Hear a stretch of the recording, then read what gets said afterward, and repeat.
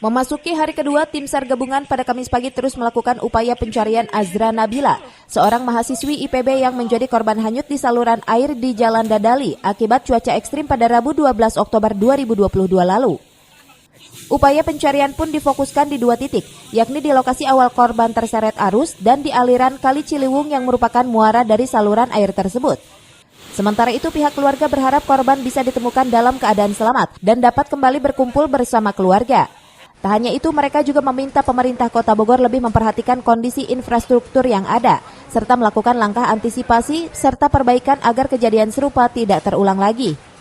Dari pihak keluarga mungkin dengan kejadian seperti ini seperti apa, Kak? Ya sebenarnya ya kalau untuk adik saya sih semoga ditemukan dalam kondisi apapun, tanpa kekurangan satu apapun. Cuma mungkin lebih perhatikan lagi aja, mungkin untuk kedepannya bisa dilakukan langkah preventif lah dari pihak pemerintah, mungkin Kota Bogor agar tidak ada kejadian serupa gitu. Kalau adiknya sendiri sebelumnya pulang dari mana tuh?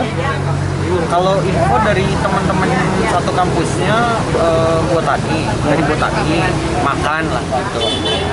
Sekitar jam 3 atau jam 4 mungkin ya, pulang itu hujan lagi dari sini. Gitu. Itu sih.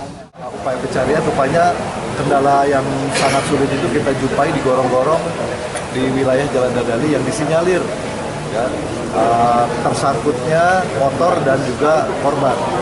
Nah, ini yang kita akan lakukan langkah cepat pada pagi hari ini sebelum cuaca lebih buruk lagi, dan mudah-mudahan nanti bisa kita temukan ya, motor maupun korban, sehingga alasan dari tindak pidana ini bisa kita lakukan.